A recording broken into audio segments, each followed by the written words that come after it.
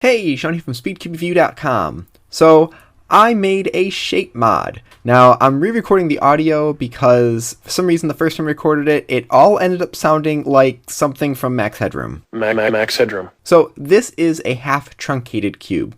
And before I go any further, I need to thank Nathan Wilson. He does a lot of cube mod videos, and it's what pretty much inspired me to try this on my own. So I'm going to put a link to his videos in the description. Definitely check them out if you have not. For this mod, I'm going to kind of walk you through what I did and how you can make it yourself and some issues I came across.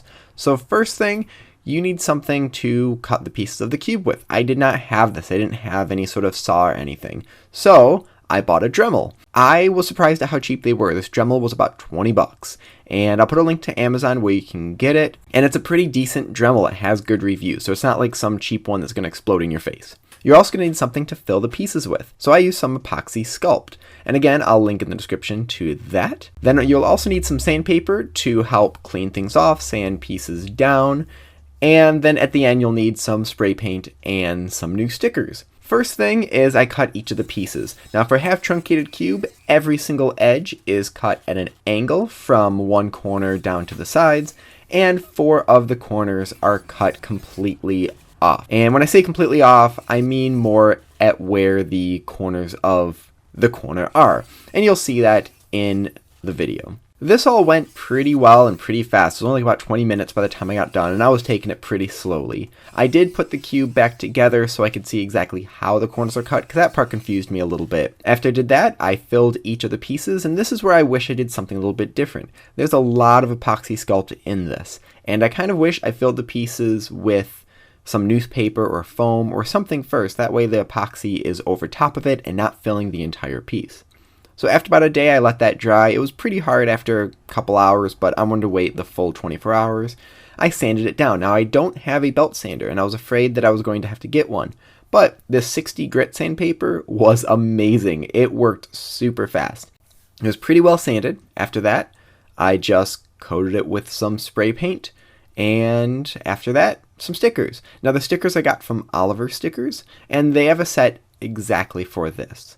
The only issue with it is that the stickers seem to be made for a 57mm Rubik's Cube, and this is a 56mm Guanlong, so the pieces are also rounded.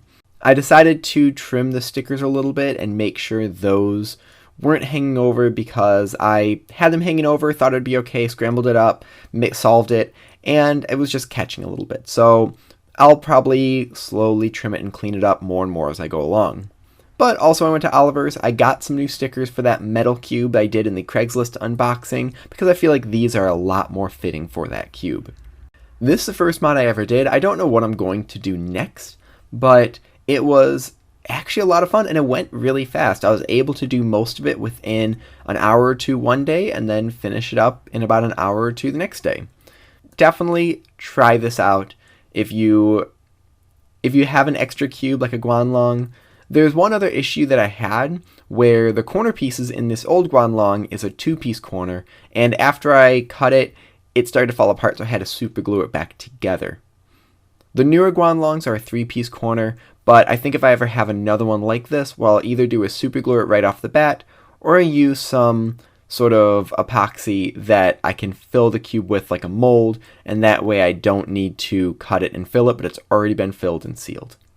So thank you very much. Leave your thoughts and questions in the comment section below. Hit like and subscribe for more content like this in the future. And as always, stop by speedcubeview.com for more news and reviews.